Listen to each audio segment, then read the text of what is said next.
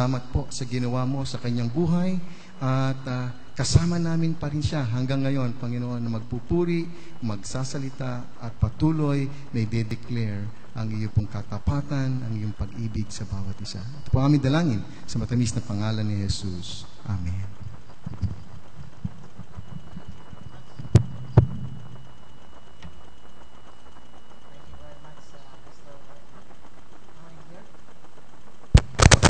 Hello. Hello. Ayan, okay na. Maraming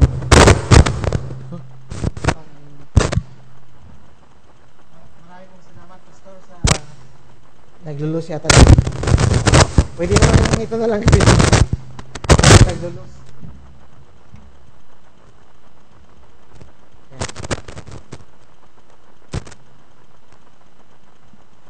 Pag naglo po yan, I will use the stand up.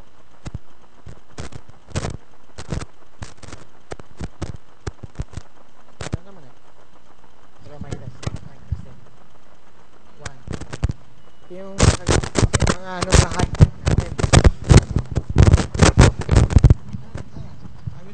I will use this one na lang. Okay na yan. Yan, okay. Thank you so much, Pastor Boyat. It's really a great blessing to be able to join you here today. There's the story about this priest sa isang Catholic church na usong-uso na, high-tech na kasi ngayon. So, merong bininyagan na dalawang bata, small babies. Yung, alam niyo sa Catholic Church, may infant baptism. So, tinanong niya yung magulang, anong pangalan ng anak ninyo, Mrs.? Sabi niya, cellphone po. Sabi, cellphone? Bakit cellphone ang pangalan nito? Sabi, combination po yan ang pangalan namin. Ako po si Celia, ng aking asawa, Ponciano, kaya cellphone. Sabi niya, ganun ba yun? O yung pangalawang baby, kasi dalawa sila dito. Itong pangalawang baby, anong pangalan ng mga magulang? Sabi niya, ang nanay po si Charis, ang tatay po, Roger. Sabi niya, ano namang pangalan ng anak ninyo? Sabi niya, Charger po. Charis nga, at saka Roger. So, itong mga high-tech na ginagawa natin, minsan mga Pinoy, magaling talaga itong mga Pinoy sa mga ganyang combination. And I know, many of us are, in fact, halatang may cellphone kasi minsan habang worship may nag-ring at saka may nagte-text pa dyan at saka although nire-remind natin na i-ano nyo na lang, switch off or put it into silent para hindi maging maingay. Minsan I understand, nakakalimutan lang talaga yan. Alright, here is this sa inyong mga programs, nandyan yung aking simple outline, but I have the details here in the PowerPoint. On Mission with God. Yun po yung ating, yun po yung title ng message. On Mission with God. First, I'd like to ask you to open your Bibles in the book of Isaiah chapter 6. Yan po yung nakalagay na theme kasi rito. Here am I, send me. In Isaiah 6 verse 8. But Isaiah chapter 6 has 13 verses. So, we'll try to cover the 13 verses. The first part, in verses 1 up to 3. 1 up to 3. Ito yung sinabi dyan. In the year that King Uzziah died, I saw the Lord seated on a throne, high and exalted, and the train of his robe filled the temple. Above him were seraphs, each with 6 wings. With 2 wings they covered their faces, with 2 they covered their feet, and with 2 they were flying. And they were calling to one another, Holy, holy, holy is the Lord Almighty. The whole earth is full of His glory. Ang seraphs pala, merong hindi lang 2 wings, 6. 6 pa lang kanyang pakpak. Sabi ko, pag tinignan mo pa, imagine mo pala yun, 6 pala yung pakpak ng angels na to, mga seraphs na to. So, yun ang sinasabi sa Bible. But, look at this. Sabi dyan, in the year that King Uzziah died. Now, how significant is that statement? King Uzziah died. Alam niyo kung sino yun si King Uzziah? In 2 Chronicles chapter 26, King Uzziah became the king of Judah, the southern kingdom, at the age of 16. 16 years old na siya, king na siya. At alam niyo kung gaano siya katagal nag-king? 52 years. Naging hari siya ng Judah. Ganun kalaking impact yon because you will notice, sa ating na lang sa Pilipinas, si Marcos, only ruled for 20 years. Pero nung nawala siya, malaking disturbance talaga sa land. Eh si Uzziah, 52 years almost, malapit 3 times sa ni Marcos. Tapos namatay siya. Now, under the leadership of King Uzziah, yung Judah became so powerful. In fact, kung sa modern na-colonize niya yung mga nearby nations. Lahat ng mga nations malapit sa kanila, nasakop niya. At yung mga nations pa yon, they pay tribute. Ibig sabihin, nagbabayad pa sila sa kanya. So, napaka-powerful ng Judah during that time when Uzziah was ruling. Pero nagkaroon ng problem to si Uzziah. Because at the height of his power and popularity, king siya ng Judah, pero hindi siya authorized na pumasok sa temple para mag-offer ng sacrifice, mag-light ng censer. Ginawa ni Uzziah yon. And at that point, nirebuke siya ng mga priests. Sabi, hari ka nga, pero hindi mo gawain to. Gawain to ng mga priests na binigay ng Panginoon sa kanila na responsibility. Why are you doing this? Medyo nagalit pa si Uzziah. Yung talagang magagalit na siya, kaagad-agad at that point, in an instant, nagkaroon siya ng leprosy. He got leprosy.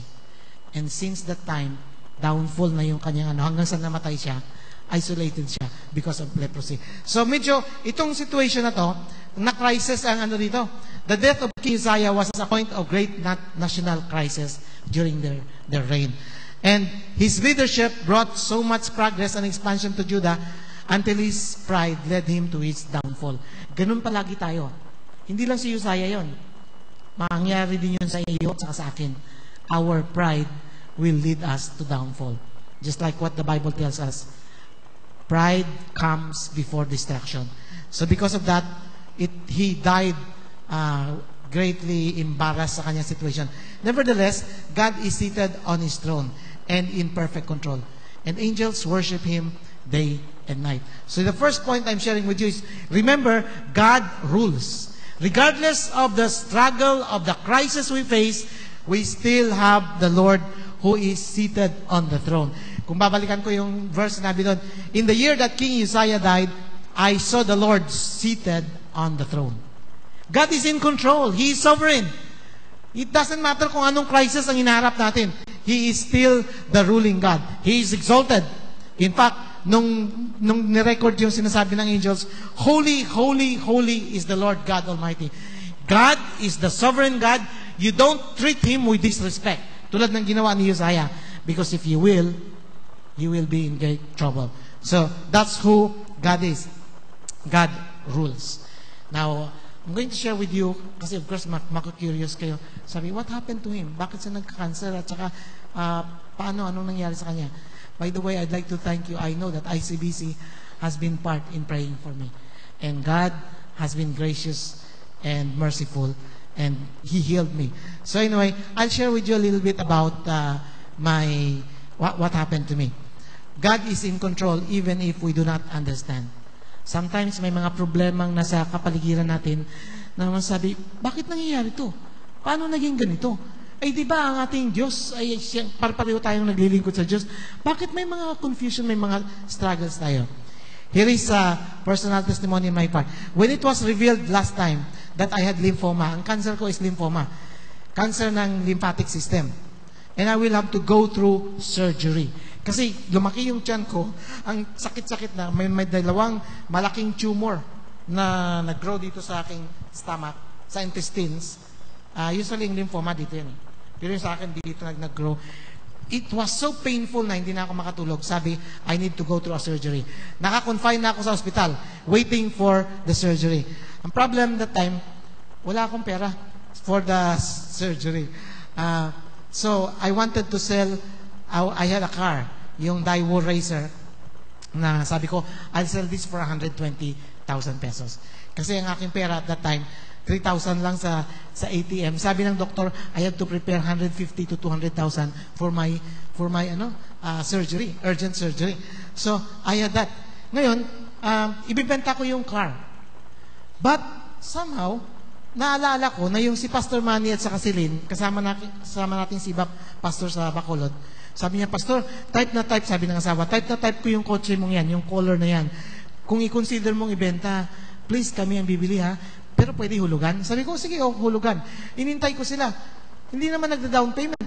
Magwa 1 year na. Sabi ko, this time, kailangan ko nang ibenta yung sasakyan. Maybe I have to sell it. But I was reminded of their request. So sabi ko, Lord, anong gagawin ko dito? I'm in an urgent situation. But you know what God impressed in my heart?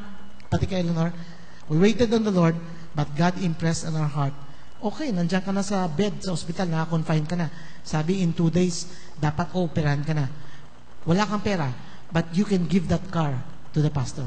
Sabi, wag mong ibenta. Gusto nilang bilhin, wala silang pera, anong gagawin mo? Ibigay mo. Sabi ko, at this point of time, Lord, I'm going to do that while I am in this crisis now. But that was very clear in my heart that God is saying, you give that car away. And my wife also, nang kinonsult ko siya, sabi ko, you have been praying for this and I've been praying for this. What is God telling you? He said, the same thing. We will give the car away. And I was in an extreme situation. Ito yung tsura ng car. Yan yung Daewoo na green car. So sabi na, bigay mo yun. Don't sell it. I know you need money, but you've got to give it. So, I obeyed. I obeyed the Lord. Minsan, alam nyo, madaling magbigay when everything is comfortable at marami kang allowance. Pero kung nasa alanganin kang situation, gipit ka, tapos sabihin sa'yo, ibigay mo yan, masubok talaga ang faith mo. Will you obey or will you not? I said, okay, Lord, I will. It was a difficult journey nang nagkaroon ako ng cancer. Because after knowing that my cancer was stage 4, stage 4, ibig sabihin, metastasize na, nag-spread out na sa maraming parts ng body ko. Kaya na stage 4 na ako. Actually, nung nagkaroon ako ng surgery, pinutulan ako ng intestine, tinain, I think is Ilonggo, no? Ano ba intestine sa Tagalog?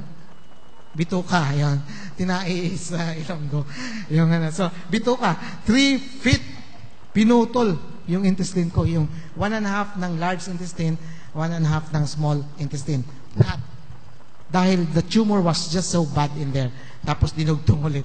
Pero, ang malala doon, when I had that, I was going through pain after pain after pain.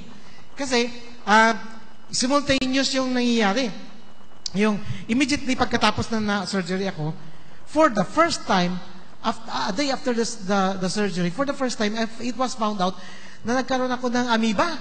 Amoebiasis. Sabi ko, ano ba to? Hindi ka pa I was already in the pain ng amoeba. So, I have the surgery pain coupled with the pain of amoeba. And I was still in that stage na magre-recover pa lang from the operation. And during the time, at a few days after, it was also noticed na because naputulan na nga ako ng intestine, alam niyo pag naputulan ka ng intestine, wala na akong storage, maikli na lang yung storage ko. Pag kumakain ako, diretso CR. Pagpasok ng pagkain, maya-maya nasa CR na ako. Ganun ang crisis. So, that was what I call, ano nga ba yung palagi sa CR na sakit na to? Ano yan? Diarrhea. Yan, tama. Diarrhea. I forgot about it. Parang nagkaroon ako ng diarrhea.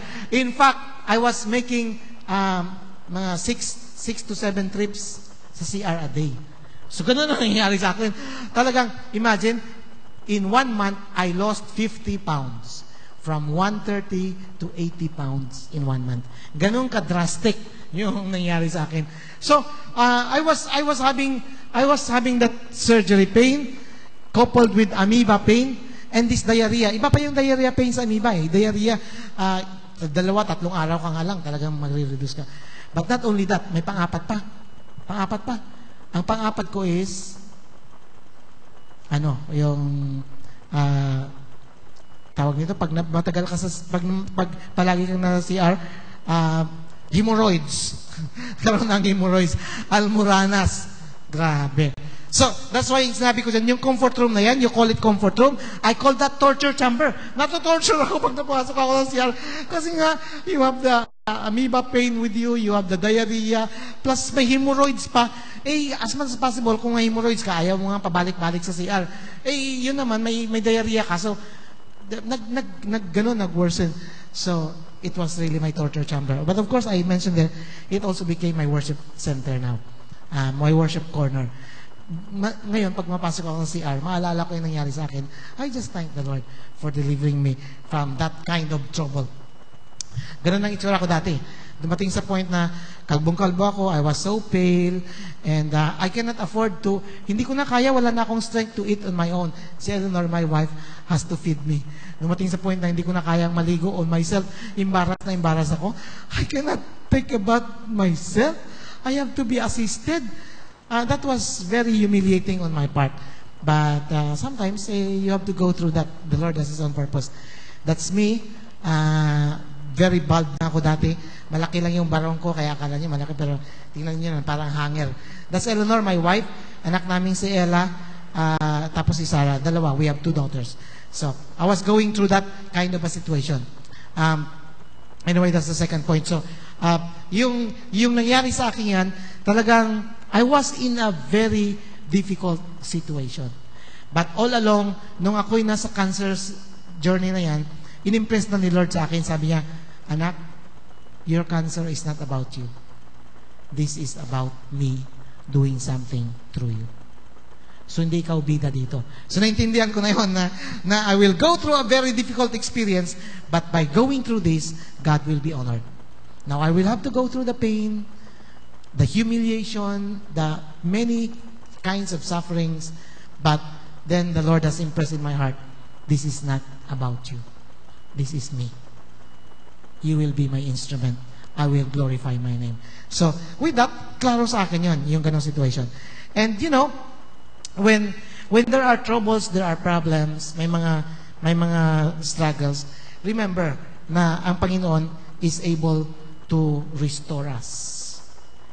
He can bring healing, He can bring comfort, He can bring unity to a divided situation in whatever is struggling us. God restores. Now, Isaiah saw the holy and awesome God and realized how unworthy he was, as well as the people he lives with. But God made a way to cleanse him and brought him back and restored Isaiah to himself.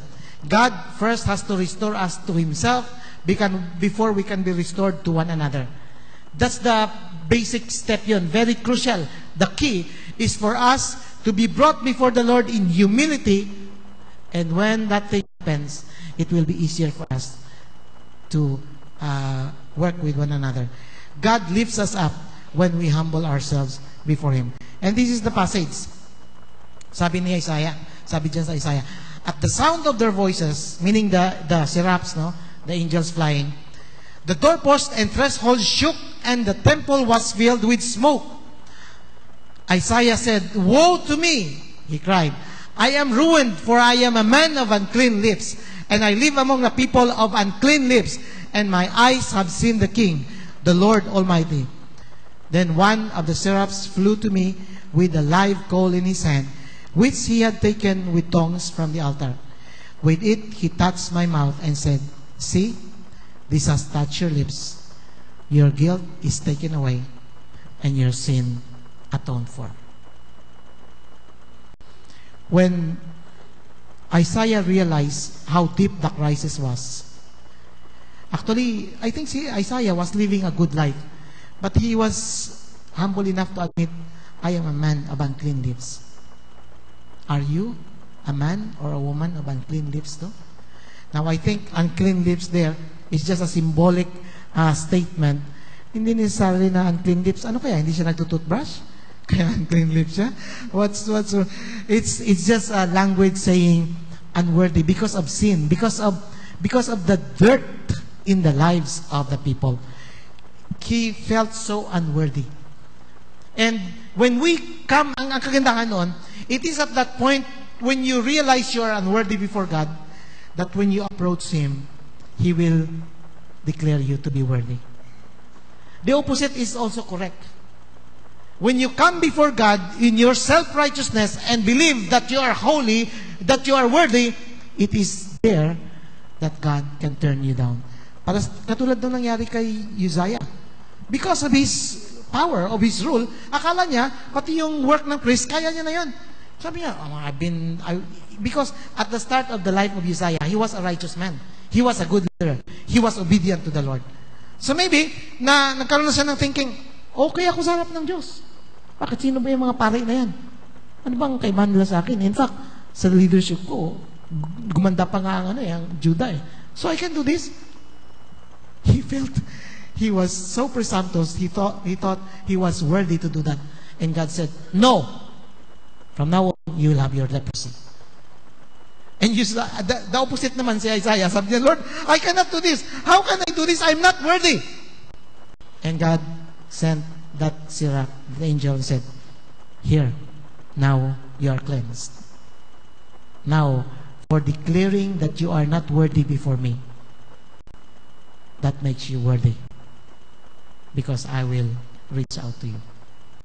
And oftentimes sa ating mga buhay, ganyan yung tinuturo ni Lord sa atin.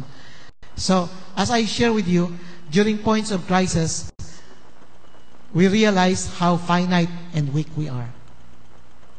Kung everything is comfortable, may pera ka, malakas ka, everything is happy, kala mo kung sino kang strong, untouchable, powerful, a man of great prestige. Pero pag nasa crisis ka, ma-realize mo, ang dami kong kainaan, ang dami kong palang problems dito. But it is also during these times of trouble that we know God a lot deeper and we learn very important lessons in life. You know, if there is anything I like in my journey, despite the suffering and the pain, 1 year yun yung cancer journey ko. 1 year. After 1 year, God healed me. He healed me. It was a supernatural healing though. Because ako mismo alam ko what happened to my life. It was God's prevention. I went through surgery, I went through chemotherapy, I had to take medicines, all kinds of drugs they prescribed, from the herbal to the non-herbal to the scientific. I've gone through that. Hindi naman ako extremist na by faith lang, ayoko ng doctors, I'm open to that. But I know my healing came from the hand of God. Now, as to what really happened, of course, mahirap, short ako sa time sa pag-deal ko na ganyan. But I've learned so many lessons. In fact, the most intimate year I had with the Lord is year 2011. That was my cancer journey. Mas intimate ako sa year na yan kaysa years before when I was director sa SIBAC. And of course, ang years after, may magandang effect na rin yung 2011 na yan. In my personal journey, I always affirm to God that He has the final say in my life. Mahalaga yan. Siya ang may final say. Pero actually, nagkaroon na ako ng point sa struggle ko na yon, sa journey. Sabi ko, Lord, because I was in all kinds of pain. Ako lang mismo, pag hinawakan ko yung ganito ko, ang sakit. Sabi ko, ano ba to? Kaya, pag sinabi ng ibang mga cancer patient na may cancer sila, pero wala silang naramdaman, hindi ko masyado maintindihan yun. Because when I was going through cancer, ako mismo, I had a hard time touching my own body because sabi ko, ano ba ito? Ba't ang sakit? Tapos pag nag-move ako na rin, pag nakahiga, dahan-dahan. Kasi, aray, ang daming sakit. What is this? I was in a very difficult situation. So I said to the Lord, Lord, kung gusto mo akong kunin, I'm ready, Lord. I'm ready. In fact, I'm excited to meet you already. Now, isa sa mga verses, powerful verses na nag-work sa akin is Isaiah 53:5. Many of you might be familiar with that. Isaiah 53:5 says, He was pierced. Isaiah, prophetically speaking about Jesus Christ, said, He was pierced for our transgressions.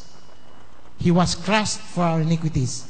The punishment that brought us peace was upon Him, and by His wounds we are healed. By His stripes we are healed. Now ako, I'm a very I like to analyze situations or theologically yung mga verses na yan.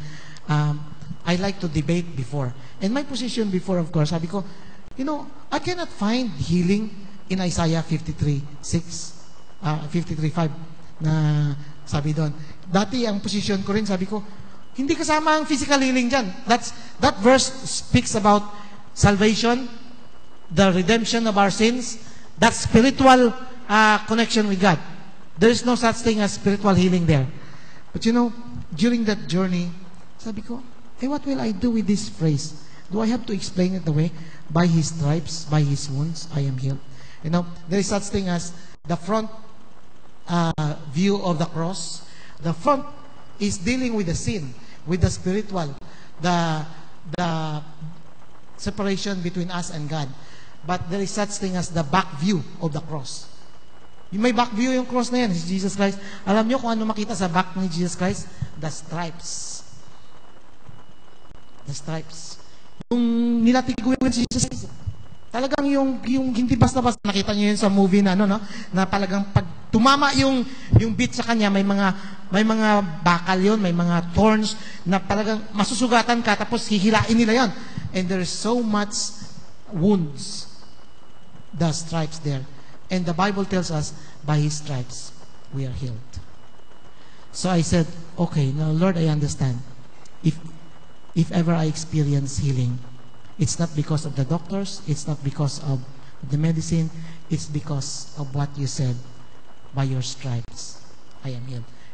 So I took that position. I said, Lord, I believe that your death in the cross is the affirmation of the fact that even physical healing is a gift from you. And so I was very firm on that. Now sabi ko, dati kasi, ang position ko rin, hindi ako basta-basta naniniwala sa ganun eh. Kaya lang, sabi ko, what about kung namatay ako, tapos hinarap ko na ang Panginoon. Tapos sinabi, ikaw, anak, pastor ka, di ba? Nagtuturo ka ng Bible. Are you aware of my word? I would have said, yes, Lord. What about your word? Isaiah 53:5. Do you believe in that? Do you believe I could have healed you? Then if I will say, dali lang, Lord. Kasi ang systematic theology, sabi ni Dr. Danny Medina, ayun ba yun? Hindi pa na. Basta, yung sabi ng mga professors ko, Dad, sinabi ko pala, usually when I pray, I address God, Dad eh. Kaya, pasensya na kayo. Minsan, ganun ako magano. When I'm alone, I would call Him Dad. Pero dapat, Lord, sabi ng mga ganun, hindi daw dapat ganyan ang pag-interpret yan eh. Hindi yan ang theological hermeneutics na gagawin dapat. Sabi ko, paano? Kaya mo bang gano'n si Lord? Kaya sabi ko, alam ko na ang gagawin ko. I will believe in the Lord, and then when I face God, it will be His turn to explain to me. Rather than ako mag-explain sa Kanya, pag sinabi niya, bakit hindi mo pinaniniwalaan? Ay, ipapaliwanag ko pa yon? Bakit hindi ko pinaniniwalaan? Ang sabi ko, so I better clarify yung position. Sabi ko, Lord, alam niyo po, pinaniwalaan ko yung sinabi niyo. Pero bakit po hindi nangyari? Nung sinabi niyo, by your stripes, I am healed. I believed in that. Why did it not happen? So ngayon, ang Diyos ang magpapaliwanag sa akin. Anak, ganito ang nangyari. Although, I really believe, no? At that point, sabi ko, I know, dinideclare ko na yon. I know I will die, but lymphoma will not take me out. It's not cancer. All of us will die at certain age, according to God's time. Pero sabi ko, no, I don't believe lymphoma will take me out. I just believe God is able to heal. So, ina-affirm ko palagi yun, Lord, despite the fact na ganitong position ko, pero you still have the final say. Anytime you want to take me home, I'm ready. In fact, I'm excited to see you. Ako, pinimpray ko na yun. There were times na nagpipray ako sa gabi, no? Sabi ko kay Lord, please, pwede po ba? Let this be the last night I will be here on earth.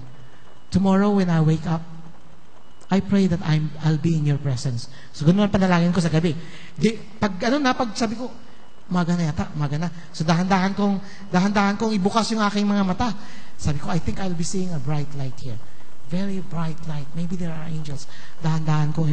Pagbuta ko, ganun pa rin yung kisame ng bahay namin.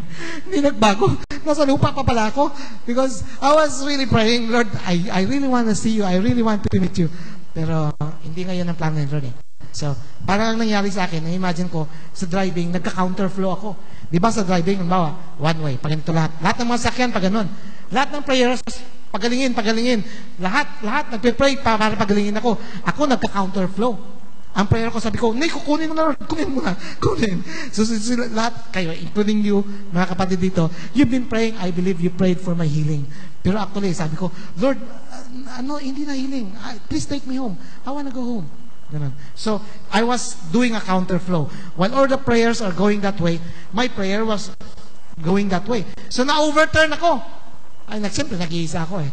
So, panalo kayo. Because at that time I was saying na, Lord, sige na, Lord, I wanna go. So that was my prayer. Several times I did that na, last night na, Lord, last night na, sige na, Lord, sige na naman po, Panginoon, last night na to. Now, yung prayer request na yon, I cannot share that to you or to my family. Sabi, pag-pray nyo naman, nakunin na ako ng Diyos. I don't know kung matuwa kayo na gano'n na yung pag-pray. Sabi, hindi, huwag naman gano'n. Pag-pray natin na, gumaling ka nga eh. Pero, deep within my soul, in my struggle, I have gone through that. But anyway, here, God's marvelous way. Sabi, ano ba talagang, binigay mo yung kotse mo? Paano ka? Sino magbayad ng operation mo? Paano yung mga chemotherapy mo? Sabi mo, mga ganun. Okay, here is what happened. God provided in amazing ways sa akin. My surgery, my chemotherapy, the medicines, the laboratories cost 1.2 million. How much was I willing to sell the car? 120,000. God said, I'm giving that back to you 10 times. He gave me 1.2 million. He provided. Now, paano na-provide yun? God used my family, churches, like mga kapatiran natin. Tapos, there are even people I do not know. Dami mga tao na hindi ko kilala. Basta ginamit ni Lord. Magpapadala ng pera yan. Yung mga friends ko, I met siguro mga 35 years ago, malaman lang nila na may nangyari sa akin. Sabi, Pastor, anong bank account mo? We would like to help you. And so, money started to come in. And the Lord provided. In fact, this is another thing na sabi ko, this is about God, not me. Because while I was sick, there were other pastors na tumatawag sa akin. I was able to help 27 other pastors. Pastor, asawa ng pastor, anak ng pastor, tatay ng pastor, lahat yan. Ako kasi ang tawagan nila doon. When I was serving as Visayas director, SIBA pastors will always tell me, Pastor, ganitong nangyari. Halimbawa, one day, kaka-chemotherapy ko lang, no? Nasa bed ako. Kasi katabi ko yung cellphone ko. Nag-text, sabi, Pastor, pag-pray mo naman kami. Si Pastor Leo, sabi niya, ang aking asawa may cancer din. Nandito kami ngayon sa Kabangkalan Hospital. Binigyan kami ng reseta ng gamot. Wala naman kaming pambili ng gamot, Pastor. Please pray for us. Sabi ng nanay ko, huwag kang ma-stress kapag nakikemotherapy ka pa, huwag mong isipin yung mga isipin na gano'n na may nag-text sa akin. So sabi ko, nag-text back ako, sabi ko, magkano, Pastor, yung reseta sa inyo? Sabi, may get 5,000 to, Pastor. Sabi ko, sige, ngayon mismo, today, magpapadala ko ng 5,000 para bilhin mo yung gamot niya. So, ganun yan. No? Tapos, 2 hours after, ako hindi makabangon sa bed, 2 hours after, nag-ring na naman ang phone ko. Sabi, Pastor na naman, tumawag sa akin, Pastor, ang aking tatay, matindi ang case sa pneumonia. Nasa ospital kami ngayon. Sabi ng doktor, kailangan daw dalhin dyan sa Bacolod. Nasa Kabangkalan kami. Sabi niya, libre daw ang ambulansya, pero ipa-CT scan. Wala kaming pera pang CT scan, Pastor. Tapos sabi ko, magkano ba daw kailangan? Mga 8,000 daw yan, Pastor, para mag-CT scan. Sabi ko, ganun ba? O sige, padala mo, pa-CT scan. Ako magbabayad. So, dala na, CT scan. Isa na magbabayad. Tapos, in the afternoon, mga about 2 o'clock in the afternoon, the same day, same day. Meron naman sa asawa ng pastor, sabi, Pastor, ang aking uncle nasagasaan, namatay. Nandun ngayon sa punerarya sa Silay City. Hindi namin makuha yung bangkay kasi kulang pa kami sa bayad. Sabi ko, magkano pa bang kulang? Siguro mga 4,000-5,000 pa. O sige, ito pera. Sige, kunin niyo yung bangkay doon para mapalabas. That was number 3. Point number 4, on the same day, kinatok na mismo ako sa pinto na. Kinatok na ako doon. Pinuntahan na ako. Sabi, Pastor, ang nanay ko po nasa hospital na. Ito resita, binigyan kami ng resita. Wala naman kami pambili ng gamot na ito, Pastor. Tulungan niyo naman kami. Sabi ko, magkano ba yan? O sige, ito pera. Bilhin mo. Grabe. I tell you, 27 of those pastors, anak ng pastor, asawa ng pastor, natulungan ko pa.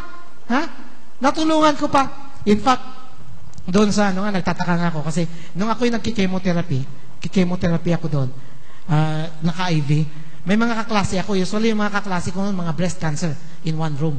Cancer classmates ko. Nagkatabi ko yung isa, siguro mga 60 years old na siya. Tinanong ko kung anong case niya, breast cancer. Tapos ang background niya, sabi ko, anong background niya? Retired teacher siya. Pensionada, Retired teacher. So may pension. Ang kanyang asawa, businessman. May pera sila. Tapos, yung kanyang mga anak, professionals na lahat. So, ikumparar mo yan na ako, pastor, I'm the only breadwinner. Tapos, I have 11. Dalawa lang anak namin ni Eleanor, so dapat 4 na kami. But 7 other people are living with us. 11 kami sa family. Ako lang breadwinner. Lahat yan, dependence na yan. So, tapos sila, may pera. Tapos sabi ko sa kanya, ay, kumusta ho kayo? Sabi niya, alam nyo, sinasabi ko na nga sa pamilya ko, kung pwede, ilibing na nila ako na buhay. Huh? Sabi ko, gusto mo ilibing ka na buhay? Bakit ganun? Sabi niya, dahil dito sa cancer ko, nabenta na namin lahat ng ari-arian namin, ngayon, baon pa kami sa utang. So, very desperate siya. Kaya nang tauhan din ako doon, sabi ko, ha? Ako? Wala naman akong naibenta ng ari-arian. Kasi wala naman akong ari-arian ibenta. Hindi katulad nila, may mga lupa sila. Tapos, hindi rin naman ako baon sa utang. Wala naman akong utang. In fact, nakakapamigay pa ako eh. Nagkakasakit ako, pero nakakapamigay ako. That was, God was making that clear with me. You will be going through this, but you will be a channel of blessing. You will be my instrument. And that was amazing. You know, sa 27 na yun, 16 of them patay na. Patay na sila. Nauna na sa akin. Yung iba nga stage 2 lymphoma lang. Yung iba stage 2 breast cancer. Yung iba naman kasi kidney problems, heart problems. I think as of this week, hindi lang 16 yan, naging 19 na. 19 na sila namatay. Yung na ano ko na yan. But the Lord has spared me. It's amazing. Now, anyway, here's another shortcut ko. Over and above that. So, remember, magbibigay ako ng kotse, sabi ni Lord, yung tinanim mong yan, may aanihin ka dyan. Minultiply niya times 10. Times 10. So, naging 1.2 million yung cost ng aking hospitalization, chemo, all of this. Nakabigay pa ako ng 145,000, ha? Kaya ko pa mamigay. Ako, pasyente, masakit na cancer na ano, pero nakakapamigay pa. But over and above that, meron pa. Ito yung sinasabi kong katas ng cancer. Grabe, may katas ng cancer ka pa? Because of what I've gone through, nakapagpatayo pa ako ng 2-story building. Kanina yung sinabi ko sa inyo, that 5 years before ako nagkasakit, nagpray na kami kay Lord. Lord, please bigyan nyo kami ng building. Katulad ng dito ako natulog kagabi, di ba? Kasi alam ko doon sa Bacolod, ako yung pinakasentro doon ng mga pastor sa probinsya. Pag pumupunta sila sa syudad, doon sila natutulog. Kaya sabi ko, Lord, we need a bigger place so we can accommodate many people here. Pag nandito sila matutulog sa akin, I will feed them, I will provide them transportation, help them around kung ano yung need. So, pinag-prepare namin yun. Na-share ko sa mga friends ko, sabi niya, good plan, good. Sabi, good, pag-pray natin, pastor. Ganun lang, pero walang magbibigay. 5 years before, walang magbibigay. Nung nagkasakit na ako, ayun na. Nagsimula nang nag-flow yung blessing. Sabi ko, aha, Lord, ito na nga siguro yun. Magpatayo na tayo ng building. Ito na yung sagot ng Panginoon. Tapos, sa simula pa lang, nang pinagsimula pa lang namin yan, ang una kasing material dyan, donation. May isang businessman, sinira niya yung bahay niya, tapos hindi niya malaman kung ano gagawin niya sa mga yero na pinagtatanggal niya at saka mga kahoy. Sabi niya, gusto mo ba? Sabi ko, sige, kayo naman. So, yun, nagsimula. Tapos, nag-provide si Lord sa ano. Sabi ng asawa ko, sabi niya, you know what? I suspect na pag natapos na yung building na yan, tapos na rin ang cancer mo. Kasi sabi niya, ganun. Prophetic ka na din yung asawa ko, no? Sabi niya, yun ang pakiramdam ko. Pag natapos na yan, tapos na cancer mo. Which is true.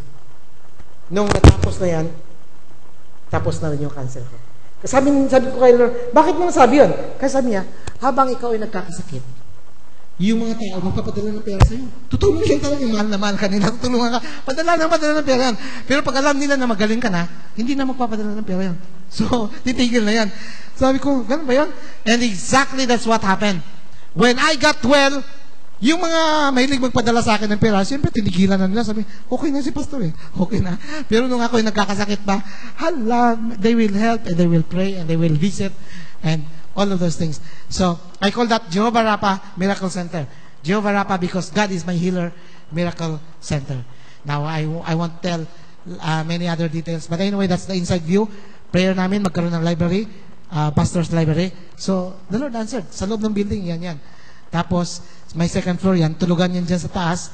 May mga rooms doon sa taas na pag may mga bisita, halimbawa, last time may mga nanggagaling dito na nasa amin natutulog. Doon natutulog yan. We help them. So, That's what God does, no? Yun yung kabutihan ng Panginoon.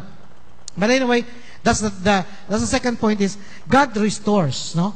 He restores. But on the third, you will also see that God restores us so that we can reach out. He wants us to reach out.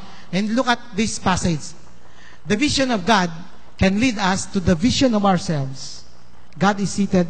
He rules. We are unworthy. We come before Him confessing. And consequently, it produces the vision of the task before us.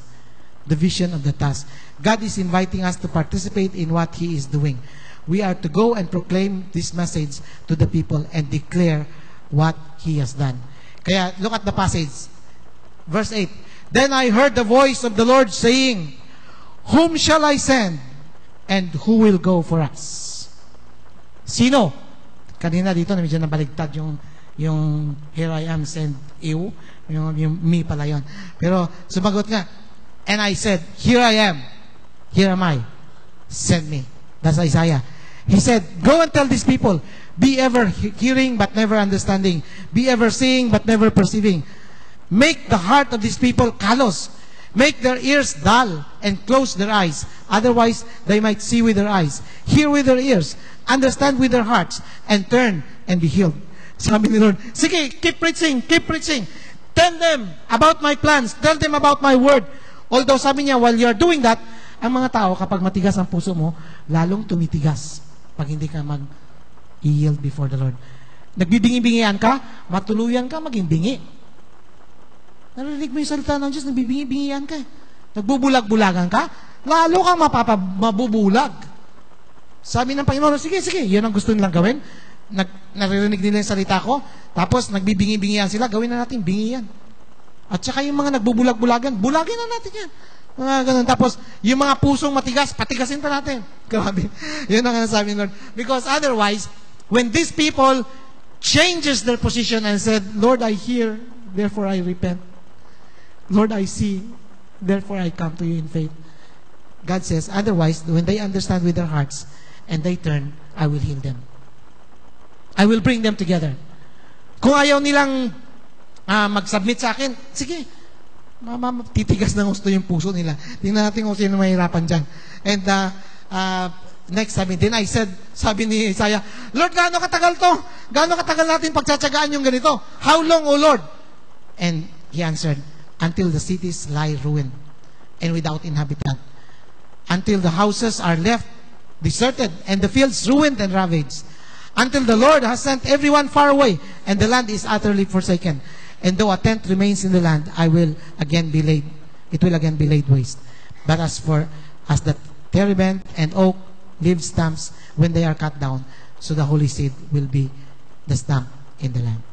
Prophetic yan siya. Nangyari yan sa Israel. Ang titigas ng mga puso, padala ang Panginoon ng prophet after prophet after prophet. Hindi talaga nakikinig. Sabi ng Panginoon, darating ang point, they will be destroyed.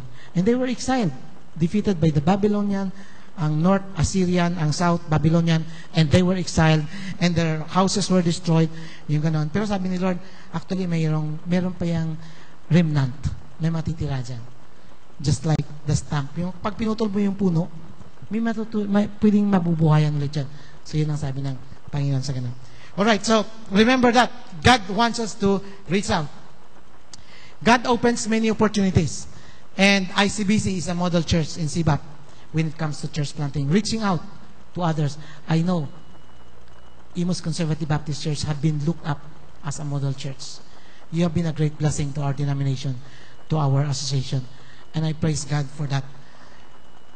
But as you open more new works, remember also to care for the servants of God. Minister to the needs of their families. Kahapon, we are thankful sa ilan ni Rose. No?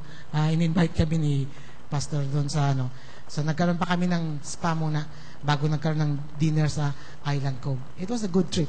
Praise the Lord for that. Now, you too can do the same to the pastors in the fold, no? Na binigyan naman. Consider adopting them like a missionary, a pastor, and care for them in the love of Jesus. Now, here is the ministry, what I'm doing now. While I was in bed almost a year, God gave me the vision to start the Unity in Christ movement. Unity in Christ movement, my heart is to minister to pastors, and God made a way for this. I lost my position. Nung ako'y gumaling, wala na akong sweldo. Kasi, niretire na ako ng SIVAP. Nung nakita kasi ng SIVAP, sabi, ay, ilang beses na sila dumalaw sa akin, deteriorated, pahina na ng pahina, mukhang hindi na to, hindi na makapaglilingkod to. Sabi, mag-early retirement ka na. Early retirement na ako. So, I lost my salary, my privileges, I have no more position, but you know, God is my boss. Alam niyo paano mag-define ng Panginoon ng retirement? Sabi ng Panginoon sa akin, ang retirement, anak, ganito. Kung ikaw ay yung sasakyan at nakalbo na yung gulong mo, retire. You change tire. Pag nagkaroon ka na ng bagong gulong, takbo ka muli and you are safe to that. So, parang gano'n lang. Sabi ni Lord, that's it. They said you are retired. Sabi ko nga, bakit naman ako magre-retire? Ang aga-aga, mag-50 lang ako. 49 nga lang ako eh. Ngayon, more than 50 na ako. Kasi that was 3 years ago. So, yung sabi ko, magre-retire ako. Actually, ako sa mind ko, hindi naman talaga rin ako naniniwala sa retirement sa ministry. I might be limited in my when I'm old and but retirement, no? No retirement. Just carry on. Ang usapan namin ni Lord, pag tapos na ako, take me home. Take me home. I'm ready. Ayoko na mag-appeal ng request ng extension. No extension, Lord. When you think I'm done, take me home. I'm ready to go. So, retired ako. By now, wala na akong salary for the past 3 years. Wala na akong salary. But God is my boss. Kung ikaw tinawag ng Panginoon, kahit tanggalan ka ng support, kahit tanggalan ka ng posisyon, hindi ka matanggalan ng gawain. He let me start Unity in Christ movement. Yung Unity in Christ movement is a ministry sa mga pastors, iba't ibang denomination. From the extreme fundamental Baptist na separatist to the extreme Pentecostal na walang ginawa. Sabi nga rito, itong fundamental Baptist na separatist na na sabi ng kasama ko, mga robotic type of worship. Robot. Kapatid, stand up. Open your hymnals to so-and-so. O sit down. O tapos, ganun parang robot. Ito from the robotic, dito naman sa extreme na Pentecostal, they call it the chaotic. Chaos talaga. Ang iba, may magsisigaw dyan, may mga aakyat sa kung ano-ano. Napakagulo. Ano ba to? May umiiyak, may tumatawa, may gumugulong. May mga ganong worship, yung mga extreme na Pentecostals na hindi mo maintindihan yung sabi ko. But from that end to this end, that's UCM. In response to the prayer of Jesus Christ in John 17 tells us, Jesus said, my prayer, Father, is that they may be one, just like you and the Father are one. Kaya ako nga, I can work the unity, may mga doctrinal problems mo yan, from this extreme to this extreme. Na-work lang in 3 cities, we have that UCM. From the separatist type, merong grupo dito na hindi naniniwala sa women pastors. Ay dito, ang mga pastora nila, babae. So paano mo ngayon pagsamahin yan? Nagsasama daw. Kaya sabi ko, nagsasama. Doktrina ang pag-usapan. Sabi ko, stop talking about doctrines. We love each other. Yung mga minor issues, kung minor. Kung major, halimbawa, naniniwala ka na ang kaligtasan, kahit ni si Kristo lang, may mga idagdag ka, hindi na pwede yun. Pero yung mga minor, lalo na minsan kung relational lang ang issues, sabi ko, mayu-unite kayong extreme na yun. Minsan, kaya sabi ko, it's a slap on the face kung you are a local church. Minsan you're a local church, you're a part of one denomination, hindi kayo magkakasundo. Sabi ko, what is that? Samantalang, even yung ibang extreme ng simbahan, pwede nga magsama Unity in Christ movement. Ganun yun. We are able to bring together. Kaya sabi ko, naniniwala ka ba sa prayer ni Jesus Christ in John 17? Do you take that seriously? Sabi ko, if you don't believe in that, why don't you believe in that? Because Jesus said, bring them together, Father. I want them to be one, just like you and me are one. So, that's the kind of ministry that I'm involved in. That's why, para sa akin, sabi ko, yung mga problems sa local church, isang simbahan Isang denomination, isang simbahan, hindi magkakasundo. Pwede ba yun? What's wrong? So, pag ang key na dyan, when you see God ruling, if it's God's interest, we serve all in all. Kahit sino ka pa dyan, if you yield yourself to God, and we all yield ourselves to God, the love of God can unite us. The grace of God can bring us together. So, kaya para sa akin, it's not issue yung mga ganun. Conclusion, well, mission begins and ends with God. God rules, God restores, He wants us to take care of our walk. And God is reaching out to the people. It's God's. Kaya ang mission, hindi yan tungkol sa atin. Nasabi tayo, magaling tayo sa mission kasi malaki tayong church, marami tayong pera. Yung iba dyan, hindi kayang mag-mission. The mission does not start on you and on me. It starts from God. He rules, He reigns. And you know, sometimes the Lord can put down you on your pride na sabi, kala mo dahil malaki ka, gano'n ka, tiwala ka sa sarili mo. I can put you down any moment and raise up the person who is humble. And that's, we are invited to join Him in what He is doing. And what is our response to Him? Just like kanina, sinabi ni Pastor, first of course, will you be willing to pray for the lost? Will you be willing to go and share the gospel? Because God asked, who will go for us? Who will go for us? And the answer is, here am I, send me. Go. Bring the gospel. And the other one is, give and support. You know, ako kahit wala na akong salary, as I close, I'd like to challenge you. I believe in tithing. Yung iba sa atin dito, hindi naniniwala sa tithing. Sabi, Old Testament man, Pastor, wala na ngayon yan, wala nang tithing. I believe in tithing. In fact, I believe in ad tithing. Sabi, ano naman yung ad tithing? Yung iba nga, yung hindi naniniwala sa tithing, ikaw may ad tithing ka. Paano yung ad tithing? First, I believe in advanced tithing. Ngayon ako, dahil wala na akong salary, magta-tithe ako. Halimbawa, I believe that this week God will give me 10,000. So, binibigay na ako 1,000. Sabi ko, Lord, yan ang tithe ko, ha? Yan ang tithe ko. I believe, yan, advance ko yan. Actually, for 20 years na ako director ng SIBAP. Ganun ang ginagawa ko. Bago pa lang ihatid yung support namin from Quezon City, pinatatanggalan ko na ng 10% support sa ministry. Pagdating doon sa amin, magta-tithe ulit. Because the second word, I believe also in double tithing. Not just advanced tithing, but I believe in double tithing. For 20 years, o 25 years na ngayon, we've been doing that. Eh, hindi naman ako namumulubi, Kaya, ako, pastor nga lang ako, hindi naman ako businessman. Kaya ako magbigay ng kotse sa isang pastor. Sabi nga, bakit? Marami ka masasakyan? Well, marami si Lord, marami sasakyan.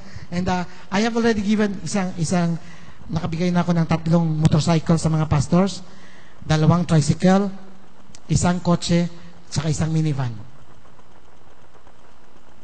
I was able to do that. I believe in ad tithing. Double the tithe. Double the tithe. Now, may mga testimonies ako dyan, pero hindi ko na-share sa inyo. Wala na akong time. The other D is, ad nga, di ba? Advanced tithing, double tithing, and the other D is, despite of tithing. Despite of, sabi ano naman yung despite of? Kasi nga, nag-advance tithing ako. So, halimbawa, nagbigay ako ng 1,000. Tapos, sabi ko, Lord, thank you, this week, bigyan mo ako 10,000, di ba? So, andito na yung 10,000. Eh, paano kung that week ang pumasok 2,000 lang? Di, ang tithe niyan dapat 200 lang. Eh, 1,000 na nabigay ko. Di, puntahan ko yung treasurer, hingi ako ng sukli. Kapatid, suklihan mo ako. Dahil ano, gano'n yan? Of course not. Of course not. So, it doesn't matter. So, sabi, okay. Grabe, Lord, 1,000 binigay ko. Dapat kung tithe yun, eh, dapat 10,000. Eh, bakit 2,000 lang? Kahit i-double ko pa yung tithe ko, 400 lang dapat ibinigay ko. Eh, pero 1,000, sobra pa ako ng 600, It doesn't matter. Doesn't matter. Ako, I've learned to develop that I will give to the Lord regardless of whether malaki o maliit. Basta, I try to count. I see to it that I don't go below the double tithing. God is good. And I'd like to challenge you, to encourage you today na gumawa tayo ng ganung hakbang. Isa sa key ng pagkagalingan ko ay pagbibigay. Yun, nagsimula ako magbigay, di ba? Kotse. Nung ako'y nag-chemotherapy na, sabi ng doktora sa akin, indefinite daw yung chemo ko. Eh, ang chemotherapy ko, 50,000 every 2 weeks. So, isang buwan, 100,000 ang chemotherapy ko. Chemo number 9, nabigay ko na. Chemo number 10, 50,000. Sabi ko, Lord, itong 50,000 na to, hindi ko na ibibigay sa doktor magpa-chemo. Ayaw na. Sabi ko, ibigay ko sa SIBAP. Kasi nade-deficit ang SIBAP. Tutulong ako sa SIBAP, Lord. Tapos sabi ko, kung kukunin mo na ako, kunin mo na ako. Okay na sa akin. You know, it was after giving that 50,000 that my chemo stopped. Abrupt. Ngayon, hindi na ako nagki-chemo. More than 2 years na. Wala akong food restriction. Wala akong maintenance medicine. Just free as a dove again. Amazing God. Amazing God. So, as I close, I'd like to challenge you. If you are making that decision and said, you want to be a part in mission, either in the praying, in the going, or in the giving. I'd like to close in a word of prayer. I'd like to invite you. If you are saying to the Lord, "Here am I, Lord, use me. Send me, or I want to give, or I want to pray. Here am I, use me." If you are saying that, kung yun po ang sinasabi ng iyong puso, I'd like to ask you to stand up from where you are, and I'll pray with you. Is there anyone here who said, "Pastor, sama tayo dyan. Ako din, ang puso ko yielded to God, and I want to be a part of what He's doing." Are you saying that? Please stand up from where you are. Tumayo lang po kayo. God bless you, Pastor. Praise God for that. Yes, God sees your heart. Sama-sama tayo. Sino pa ang nasasabi, "Pastor, kasama tayo dyan. Iisang Diyos ang ating pinaglilingkuran. Iisang Diyos na minamahal natin. Ako'y kasama sa gawain. Lord, here I am. Send me. Here I am. Use me. Any way that I can be of service." How encouraging to see you respond to God. God is faithful. He will bless you. He will encourage you. Let's pray. Lord, napakabuti niyong Diyos. Kamanghamanghang pag-ibig ang nararanasan namin sa inyo. Sa kabila ng aming pagkukulang, mga pagkakamali, hindi mo kami iniwan. Patuloy niyo kaming ginagabayan. At salamat dahil nangusap po kayo sa amin sa umagang ito. Narinig namin ang inyong salita. Kaya andito po kami, tumatayo sa inyong harapan, tumutugon sa inyong tanong, sino ang aking gagamitin? Sino ang ipapadala? Nandito po kami, Panginoon. Lalaki at babae, bata man o matatanda, andito po kami. Nagre-respond. Sa ngayon, hipuin niyo ang aming mga puso. Nais naming manalangin, nais naming magbahagi ng salita, nais din naming magbigay. Sa ngayon, Lord, this last week of the mission month, I pray that you will touch our hearts. So when we give, we give.